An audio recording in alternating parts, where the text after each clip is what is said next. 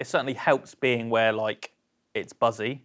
So the only reason I went to London is because I couldn't make it work in LA because I couldn't get a working visa.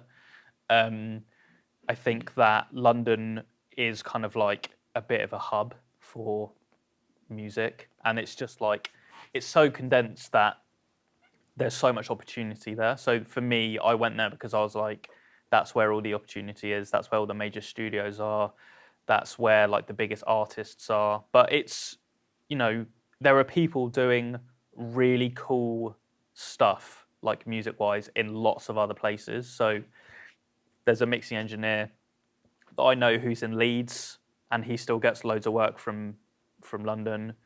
Um, there's some in Manchester. There's some really cool stuff going on in Dublin. Like I've just moved to Belfast in Northern Ireland, and I still get the majority of my work from London or America or stuff like that. So I think that for me, I went there to like build a career, and then as soon as I felt like I could leave, I did. Well, 2 years later, I kind of plucked up the courage.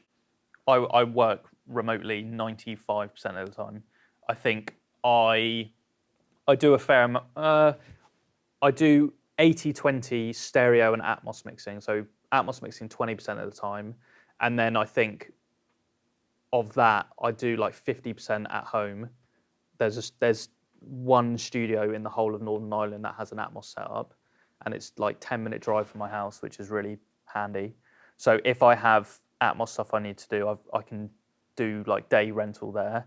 But if I get, for example, I've just had an album come in, like a 6-track album, Atmos album, and I'm going to go to London to do it, just because the girl was signed in London, her A&Rs are in London, her management are in London, and there's Atmos room in London that I have access to, where I can invite the team to come and listen as well. So if I had a setup in Northern Ireland that was like my room where I can invite people, then I definitely would, and I'd love to think, oh, that they'll come over, but it's just more convenient for me to go over there than like 6 people come over to me. So, but a lot of it's remote. Like my like Monday to Friday is me in my studio at home, just mixing from home. So that's what the week looks like, and it's, you know,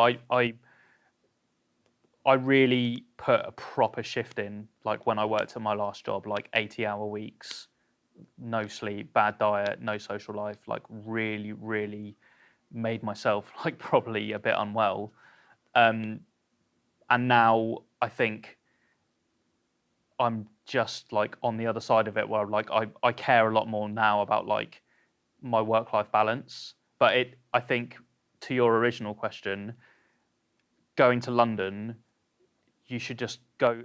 It's so cool because like there's so much to do and there's so many restaurants and bars and cafes and you can be so social and go and see so many gigs. But I went there to work and I was like, this is where I can build a career for myself.